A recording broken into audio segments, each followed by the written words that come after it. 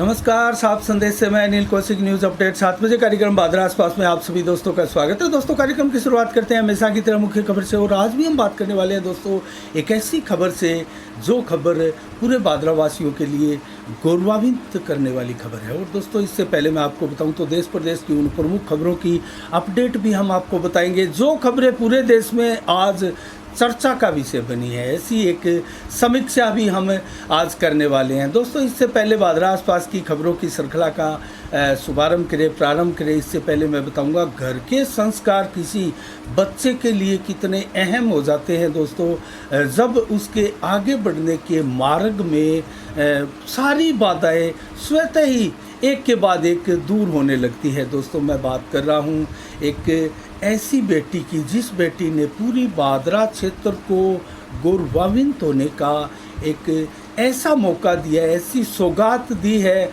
आज के दिन पूरी बादरा कस्बे में, पूरी बादरा के दोस्तों सोशल मीडिया साइट पर आज बधाई देने वालों का तांता लगा है। मैं बात कर रहा हूँ पल्लवी बेनीवाल की। दोस्तों, उन्होंने आरजेएस में चयन होकर एक सौगात दी है बादरा क्षेत्रवासियों को, अपने परिवार को गर्व करने का अवसर प्रदान किया है। और ये पल्लवी बेनीवाल जिसका आरजेएस में चयन हुआ है दोस्तों, वो है बादरा के वरिष्ठतम वकील अधिवक्ता भूप सिंह बेनीवाल की पोत्री। दोस्तों, भूप सिंह बेनीवाल का नाम अपने आप में एक अधिवक्ताओं की दुनिया में भीषम पितामह की तरह माना जाता है। और दोस्तों, पुत्री है राजेंद्र बेनीवाल जो कि बादरा बार संघ के सबसे सफलतम सीनियर अधिवक्ताओं में उनका नाम शुमार है। राजेंद्र बेनीवाल उनकी पुत्री है दोस्तों पल्लवी बेनीवाल, और उन्होंने बहुत शानदार उपलब्धि अर्जित की है। आज उनके घर मिठाइयाँ बांटी जा रही है। और दोस्तों, रिश्तेदारों का, उनके परिचितों का, उनके जानकारों के आज फ़ोन आ रहे हैं, बधाइयों का तांता लगा है। और दोस्तों, बधाइयों का तांता लगे भी क्यों ना, आरजेएस बनना कोई आसान नहीं है। दोस्तों, मैं बात कर रहा था किसी घर के संस्कार की, तो यहाँ पल्लवी बेनीवाल ने अपने घर से ही कानून की किताबें पढ़ी। और दोस्तों, कानून की किताबों के बीच, कानून के शब्दों के बीच दोस्तों एक माहौल तैयार ऐसा था घर में, उस घर से निकली है पल्लवी और आरजेएस बनी है। दोस्तों, बहुत बड़ी बात है। अपने पिता और अपने दादा से भी 2 कदम आगे चलते हुए, उनका नाम रोशन करते हुए आज उनकी छाती दोस्तों गर्व से, उनका सीना जो है वो आज चौड़ा हो गया होगा, क्योंकि उनकी पोत्री भूप सिंह बेनीवाल की आज बहुत शानदार जो सफलताएं अर्जित की है। और दोस्तों, इससे पहले भी पल्लवी बेनीवाल ने बहुत शानदार सफलता अर्जित उस समय की थी जब दोस्तों नेशनल लॉ यूनिवर्सिटी से गोल्ड मेडल हासिल किया था। जी हाँ दोस्तों, ये भी बहुत बड़ी उपलब्धि थी। और ये पल्लवी बेनीवाल के लिए नहीं बल्कि पूरी बादरा विधानसभा क्षेत्रवासियों के लिए भी बहुत बड़ी उपलब्धि थी। तो नेशनल लॉ यूनिवर्सिटी में गोल्ड मेडलिस्ट पल्लवी बेनीवाल का हम जल्दी दोस्तों एक साक्षात्कार भी करने वाले हैं। बहुत शानदार ये उपलब्धि है। तो इसके बारे में आज पूरी बादरा कस्बे से बधाइयों का तांता लगा है। दोस्तों, इसी को लेकर एक बात मैं आपको बताऊं तो बार संघ बादरा ने आज एक ज्ञापन सौंपा है उपखंड महोदया को। और वो ज्ञापन इसलिए सौंपा है क्योंकि गढ़साना पूर्व बार संघ के अध्यक्ष भी रह चुके विजय सिंह जोल्ड द्वारा दोस्तों आत्महत्या कर ली गई। और आत्महत्या के कारणों का जब पता मीडिया के थ्रू आसपास की सभी कस्बों में, पूरे राजस्थान में गया है, तो दोस्तों आक्रोश से सभी अधिवक्ता और सभी आमजन दोस्तों पीड़ित है। और इसको लेकर आज बार संघ बादरा ने, सुनील बेनीवाल अध्यक्ष है बार संघ बादरा के, उनके नेतृत्व में एक ज्ञापन उपखंड महोदया को सौंपा गया। और उस ज्ञापन में दोस्तों मांग की गई है कि उच्च स्तरीय मामले की जांच हो, नामजद आरोपियों को तुरंत गिरफ्तार करे और दोषियों को कड़ी से कड़ी सज़ा देने का प्रावधान निहित करे। और दोस्तों, इसके अलावा विजय सिंह जोल्ड जिन्होंने आत्महत्या की, इसका आत्महत्या का कारण भी मैं आपको बताऊंगा। दोस्तों, उस परिवार के सदस्य को नौकरी मिले और परिवार को आर्थिक सहायता भी मिले। ये सभी मांगे भादरा बार संघ द्वारा रखी गई है। और दोस्तों बार संघ गढ़साना के जो पूर्व अध्यक्ष अभिजय सिंह जोल्ड दोस्तों उन्होंने एक ऐसी एक मुहिम चलाई थी नशे के विरुद्ध, और पुलिस द्वारा उनको घर से उठा लिया गया। और उसके बाद में उनको पुलिस द्वारा इतनी प्रताड़ना, उसके साथ इतनी ज़्यादतियाँ की गई, झूठे मुकदमे में उनको उलझाया गया कि मानसिक परिस्थिति उनकी बेहद नाजुक हो गई और अंततः उन्होंने आत्महत्या करने जैसा दोस्तों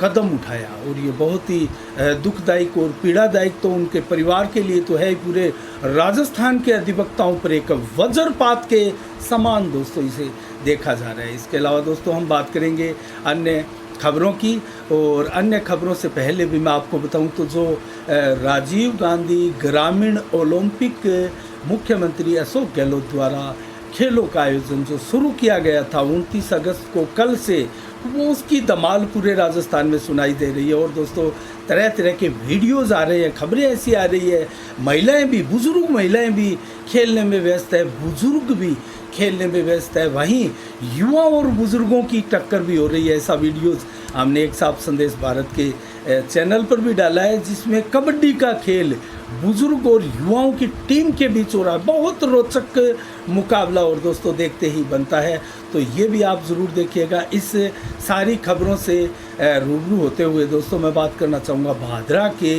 जो सीवरेज का कार्य चल रहा है उसमें बहुत बड़ी दोस्तों इस प्रकार की कमियां उजागर हो रही है कि लगभग हर गली मोहल्ले में जहाँ से सीवरेज डाली गई है दोस्तों, बड़ी बड़ी बिल्डिंगों में, मकानों में सीवरेज के चलते नीम के अंदर सील जा रही है। और बहुत बड़े बड़े गड्ढे दोस्तों, सुरंग जैसे गड्ढे आपको दिखाई देंगे भादरा की। इसकी हम एक जल्दी कवरेज और पूरी स्टोरी भी तैयार कर रहे हैं दोस्तों।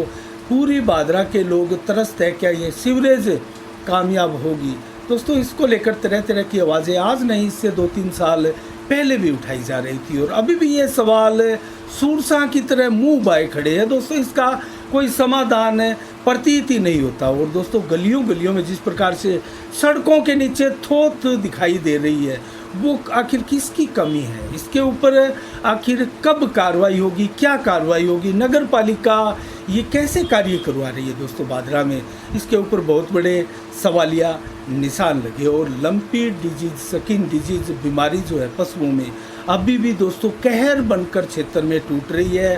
और गौ सेवक और जितने भी गौ प्रेमी हैं भादरा कस्बे में, सच्चे और ईमानदार और लगे हुए हैं दोस्तों, इतने मेहनत कर रहे हैं ये गौ प्रेमी, और गोवंश को बचाने की जद्दोजहद में ईश्वर उनको शक्ति प्रदान करे दोस्तों। ऐसी दवाइयाँ और भागदौड़ भरी उनकी लाइफ को वर्तमान में देखते हुए दोस्तों यही कहा जा सकता है कि ऐसी लाइफ भगवान सबके लिए निर्धारित करे। गोवंश की सेवा का सौभाग्य यदा कदा ही किसको मिलता है दोस्तों। हर आदमी, हर व्यक्ति गोवंश की सेवा कहाँ कर पाता है, और चाहकर भी नहीं कर पाते बहुत से लोग, और बहुत से लोग इस मामलों में ध्यान ही नहीं देते दोस्तों। तो गोवंश की सेवा का ये समय है दोस्तों, क्योंकि वैश्विक संकट एक प्रकार से गोवंश पर आया हुआ है।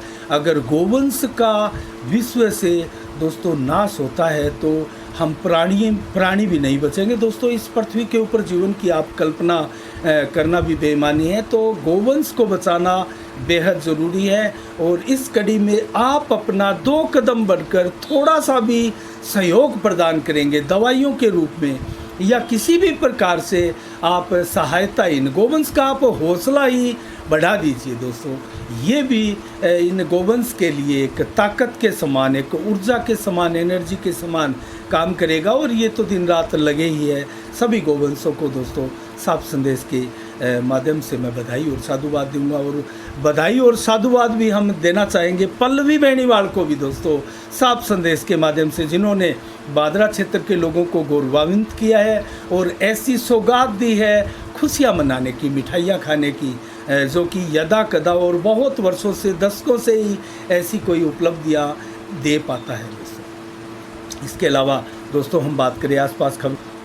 अब दोस्तों हम बात करना चाहेंगे OPS, ओल्ड पेंशन स्कीम, जो कि कर्मचारियों के लिए एक पीड़ादायक और दोस्तों एक ऐसा दुखदाई सबब बनती जा रही है, जिसको लेकर अगर बहुत दिन पहले की मैं बात आपको बताऊं, जब ये स्कीम लागू की गई थी राजस्थान की सरकार द्वारा, तो उस समय खुशियां भादरा में भी मनाई गई थी और इस पूरे राजस्थान की स्कीम का श्रेय बलवान पूनिया को दिया जा रहा था, जिन्होंने विधानसभा में बहुत शानदार आवाज़ भी उठाई थी। और दोस्तों मिलना भी चाहिए, क्योंकि राजस्थान सरकार ने कोई घोषणा की थी तो इस घोषणा का लाभ अगर किसी एक विधायक के चलते हमारे क्षेत्र के विधायकों को, हमारे क्षेत्र के लोगों को, कर्मचारियों को मिले तो इसका श्रेय तो मिलना ही चाहिए। लेकिन क्या स्थिति है दोस्तों इस ओपीएस, इस ओल्ड पेंशन स्कीम की, और कहाँ अटक के इसकी स्पष्ट गाइडलाइन नहीं होने की वजह से पेंशन केस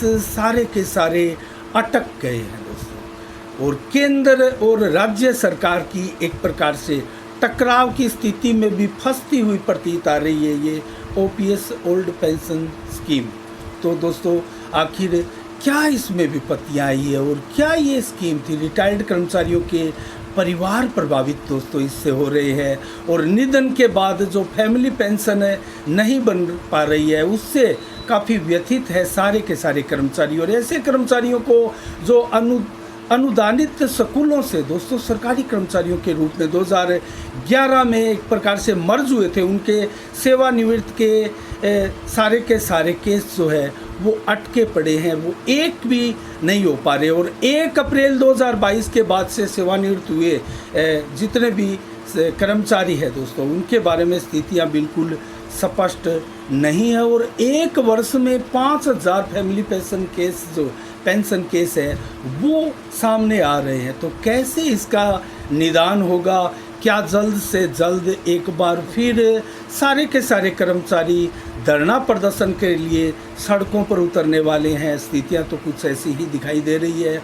क्या बलवान पूनिया एक बार फिर से विधानसभा में गूंजेंगे इस मामले को लेकर? इस मामले में पेचीदगियां जो है उसको लेकर दोस्तों बहुत ज़रूरी है। सभी कर्मचारी इसको लेकर काफ़ी व्यथित है और परेशान है, और जो अब रिटायरमेंट हो रही है 1 अप्रैल 2022 के बाद जो कर्मचारी दोस्तों उनकी तो परेशानियां और ज़्यादा बढ़ती हुई प्रतीत हो रही है। और इसके अलावा दोस्तों बात करें जो गुलाम नबी आज़ाद जम्मू कश्मीर से प्रतिनिधित्व करते थे कांग्रेस का, उन्होंने जैसे ही कांग्रेस के पद से सभी पदों से इस्तीफा दिया, 50 वर्ष करीब 5 दशक तक कांग्रेस में रहने के बाद भी कोई व्यक्ति अगर उस पार्टी को छोड़ सकता है तो दोस्तों कहीं ना कहीं उस पार्टी के ऊपर बहुत बड़े सवालिया निशान भी लगते हैं। और आज़ाद ने ऐसा कहा भी, और छोड़ने से पहले उन्होंने एक चिट्ठी सोनिया गांधी को लिखी भी थी। उस चिट्ठी में राहुल गांधी का जिक्र किया था, उनके बचकाने बयानों का जिक्र किया था, और उन्होंने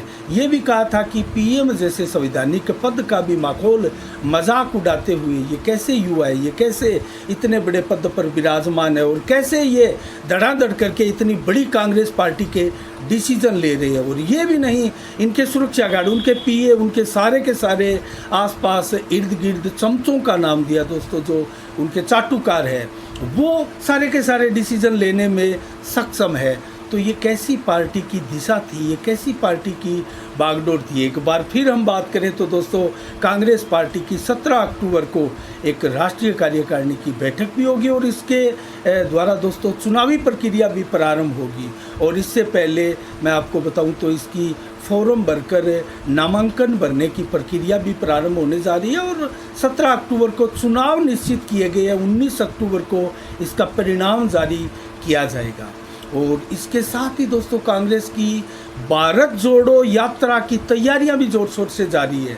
3500 किलोमीटर की इस यात्रा का दोस्तों जो मार्ग है वो 12 राज्यों से होकर गुजरने वाला है।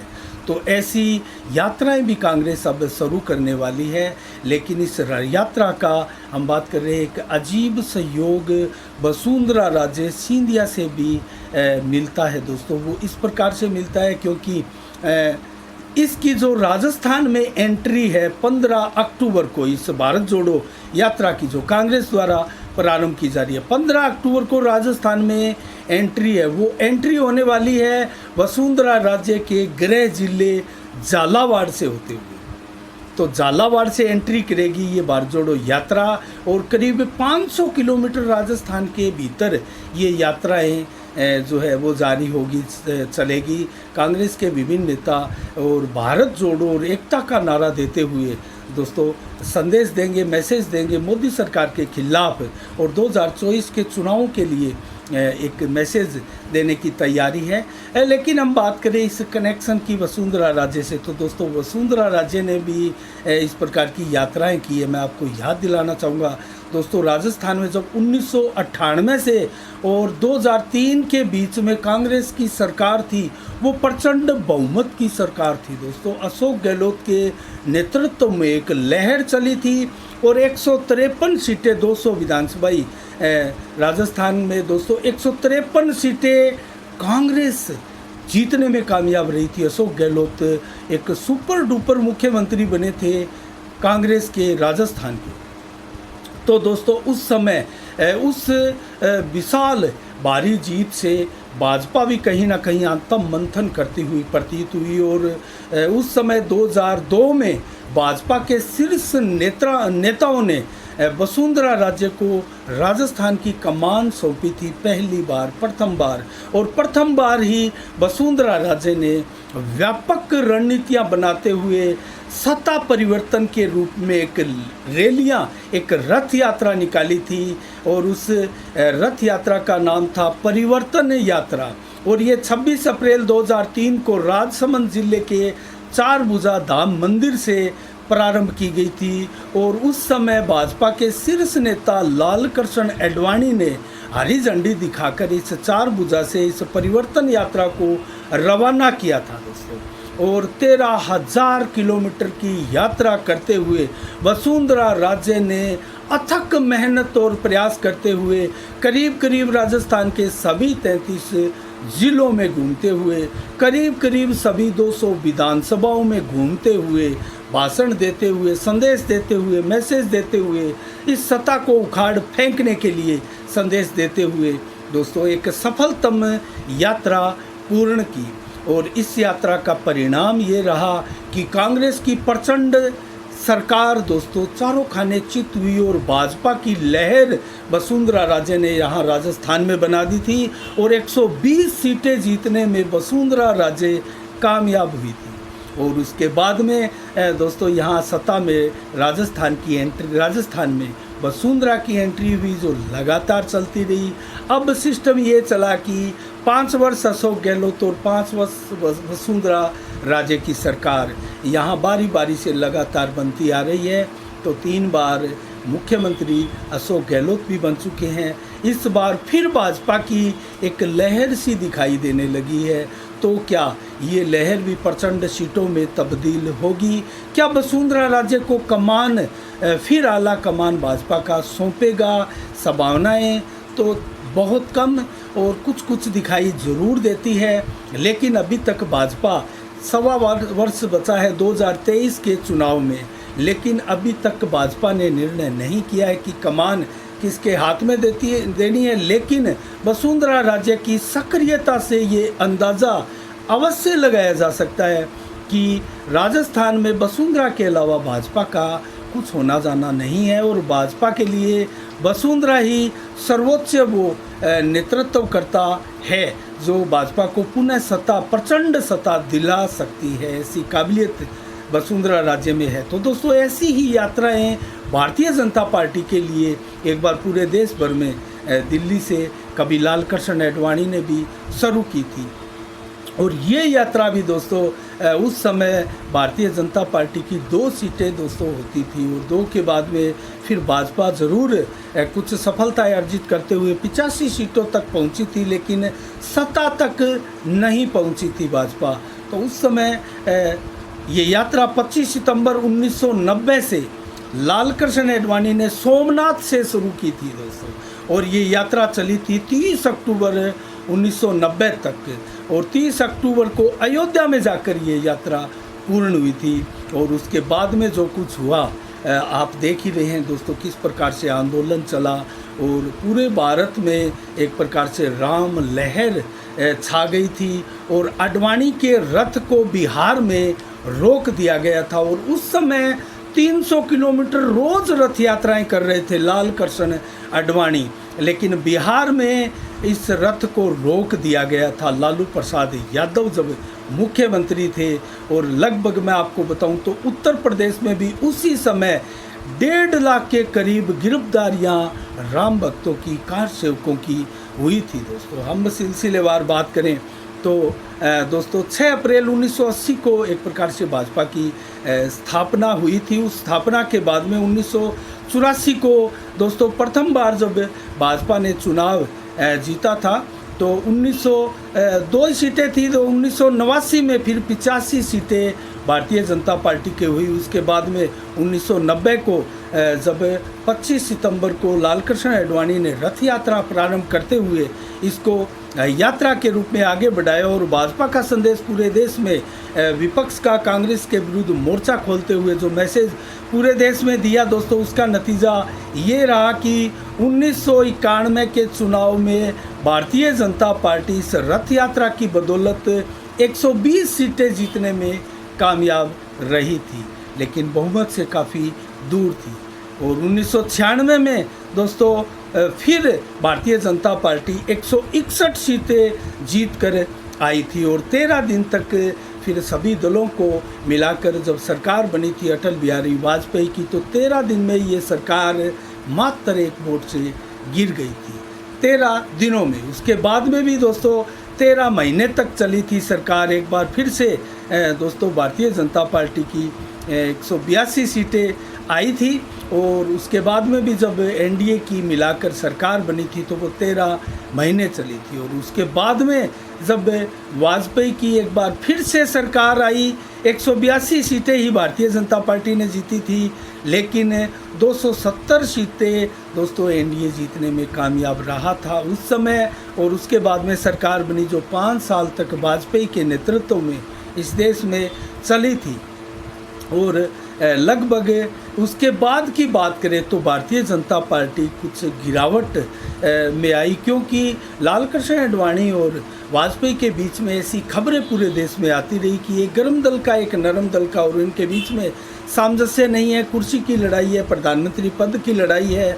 अब लालकृष्ण आडवाणी को प्रधानमंत्री बनना चाहिए, लॉबी हो चुकी थी 2, और इसका खामियाजा भारत में भारतीय जनता पार्टी को पूरे देश में भुगतना पड़ा था। 2004 के चुनाव में दोस्तों भारतीय जनता पार्टी मात्र 138 सीटों पर सिमट गई थी। 44 सीटों का भारतीय जनता पार्टी को नुकसान उठाना पड़ा था, और कांग्रेस यहाँ 145 सीटें जीत पाई थी, और कांग्रेस यहाँ पिछली बार से 31 सीटें बढ़कर आई थी दोस्तों, क्योंकि पहले कांग्रेस की सीटें घट गई थी, लेकिन 31 सीटें यहाँ बढ़कर आई। उसके बाद में दोस्तों 2009 का जब चुनाव हुआ तो यहाँ बीजेपी 116 सीटें जीत कर आई, लेकिन कांग्रेस ने सरकार पहले ही बना ली थी। मनमोहन सिंह को मुख्य प्रधानमंत्री जो है वो बनाया गया, और लगातार वो 2 योजना प्रधानमंत्री भी रहे।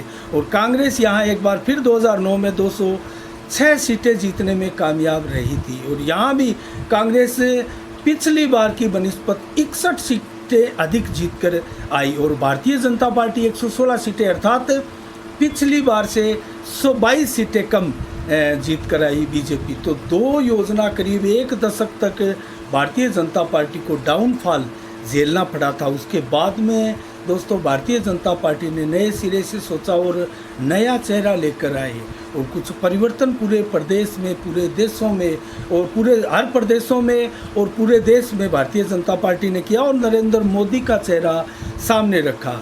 और दोस्तों नरेंद्र मोदी का चेहरा सामने रखते ही भारतीय जनता पार्टी ने एक ऐसा करामात काम किया नरेंद्र मोदी के नेतृत्व में, और 336 सीटें एनडीए के रूप में जीतने में कामयाब रही, और स्पष्ट बहुमत की सरकार नरेंद्र मोदी के नेतृत्व में बनाई। 282 सीटें बीजेपी ने अकेले जीती दोस्तों, और ये सीटें प्लस 166 थी पिछली बार की बनिस्बत। तो यहाँ धुआंधार सफलता अर्जित की थी भारतीय जनता पार्टी ने। और कांग्रेस का हाल क्या रहा था दोस्तों? कांग्रेस 44 सीटों पर सिमट चुकी थी। कांग्रेस को 160 सीटों का नुकसान, जबकि बीजेपी को, भारतीय जनता पार्टी को 166 सीटों का फायदा हुआ था।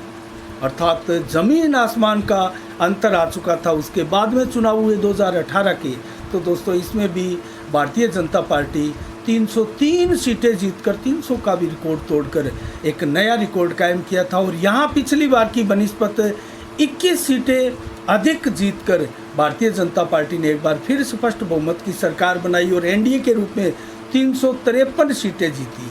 और एनडीए की अगर बात करें सफलता की, तो पिछली बार की बनिस्बत 17 सीटें बढ़कर आई।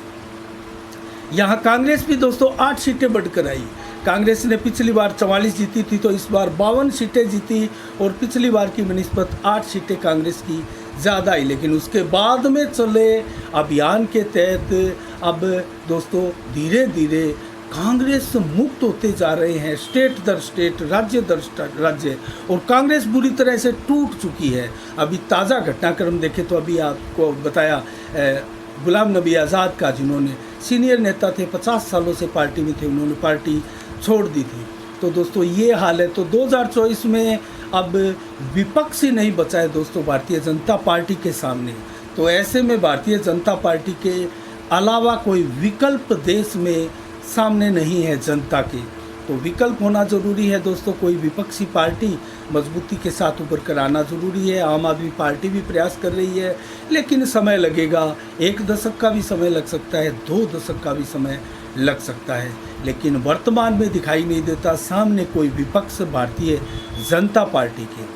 और राजस्थान में भी दोस्तों इसी प्रकार की एक स्थितियां उत्पन्न हो रही है। राजस्थान में दोस्तों अपराध का आंकड़ा एकाएक बढ़ता जा रहा है और अशोक गहलोत के नेतृत्व में जो 3.5 साल से अधिक की सरकार हो चुकी है, उनके नेतृत्व में सांप्रदायिक घटनाओं का भी दोस्तों करीब 12 घटना सांप्रदायिक की यहाँ राजस्थान में हो चुकी है और लगातार अपराध का ग्राफ बढ़ता जा रहा है।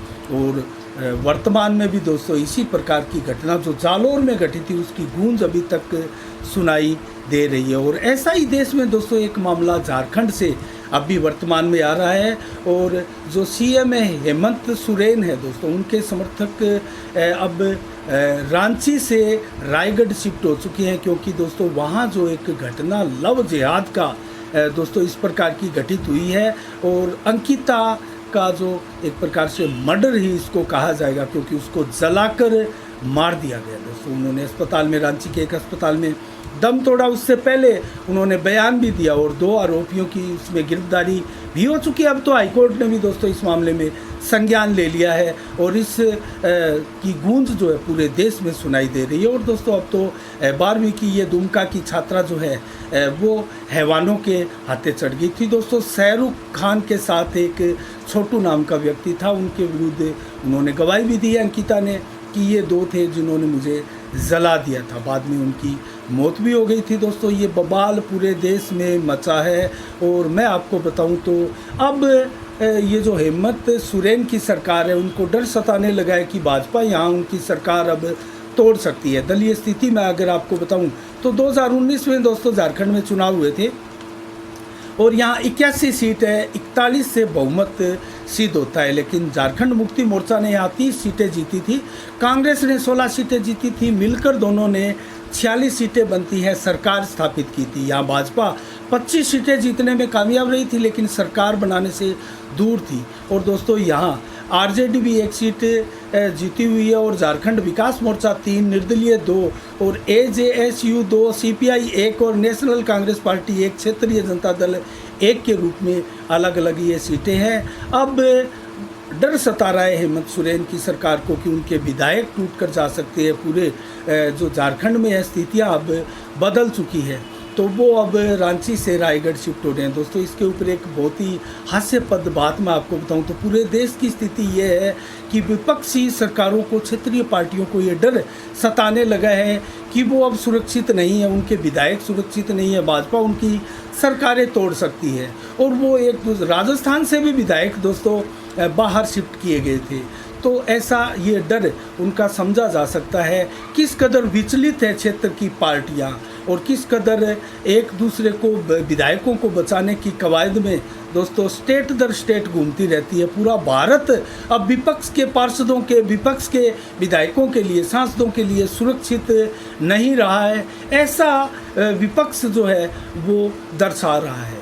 तो क्या निकट भविष्य में या आने वाले वर्षों में ये विधायक अपनी सरकार को बचाने के लिए क्या पाकिस्तान में जाएंगे, क्या बांग्लादेश में जाएंगे, श्रीलंका जाएंगे या किसी और आसपास के देश या सुरक्षित देशों में जाएंगे ताकि भाजपा से बचा जा सके। दोस्तों ये बड़ी विकट स्थिति राजस्थान में आन पड़ी है। तो दोस्तों आज की इस समीक्षा में इतना ही। कल ठीक शाम 7 बजे फिर किसी और विषय पर समीक्षा करेंगे। आज 30 अगस्त को भारतीय संविधान का प्रारूप तैयार करने के लिए दोस्तों आज ही के दिन 1947 को डॉक्टर भीमराव अम्बेडकर के नेतृत्व में एक समिति का गठन किया गया था और 2003 को मुलायम सिंह यादव तीसरी बार उत्तर प्रदेश के सीएम बने थे। भगवती चरण वर्मा देश के प्रमुख साहित्यकार हैं। उनका निधन दोस्तों 1903 को आज ही के दिन हुआ था और उद्योग दिवस 2000 से लगातार राष्ट्रीय उद्योग दिवस भारत में मनाया जाता है आज ही के दिन। तो दोस्तों अब मंडियों का भाव आज आपको नहीं बताएंगे, समय के अनुरूप मौसम का मिजाज ज़रूर बताएंगे। 30 अक्टूबर आज 35 से 37 डिग्री टेम्परेचर, आज दिन भर रात 7 से 11 किलोमीटर की हवाएं छाई रही और 70 से 80% बादल आसमान में छाए रहे। बरसात की चेतावनी नहीं है, रात्रि के लिए भी नहीं है, रात्रि को भी इसी प्रकार से हवाएं चलेगी। तो कल 31 अगस्त को 31 से 36 डिग्री टेम्परेचर और दोपहर को 36 से 37 डिग्री टेम्परेचर। अब पारा चढ़ने लगा है दोस्तों बरसात नहीं आने की वजह से। 34 से 36 देर शाम को भी रहेगा। 7 से 18 किलोमीटर की रफ्तार से हवाएं चलेगी। हवाएं ज़रूर कुछ कम चलेगी लेकिन 50 से 60, 70 और 80% तक बादल आसमान में ज़रूर छाए रहेंगे। रात्रि को भी 70% बादल छाए रहेंगे, बरसात नहीं होगी और इसी प्रकार से मौसम जो है कुछ दिन बने रहने की उम्मीद मौसम विभाग द्वारा जताई जा रही है। तो ये रहे दोस्तों आज के शाम के 7 बजे के कार्यक्रम के मुख्य समाचार। कल ठीक शाम 7 बजे फिर आपसे रूबरू होंगे नई खबरों के साथ, नई समीक्षा के साथ। तब तक के लिए दोस्तों आप अपना बहुत बहुत ख्याल रखिएगा। मुझे दीजिएगा इजाज़त। साफ संदेश से मैं अनिल कौशिक। नमस्कार, जय भारत, जय जय राजस्थान।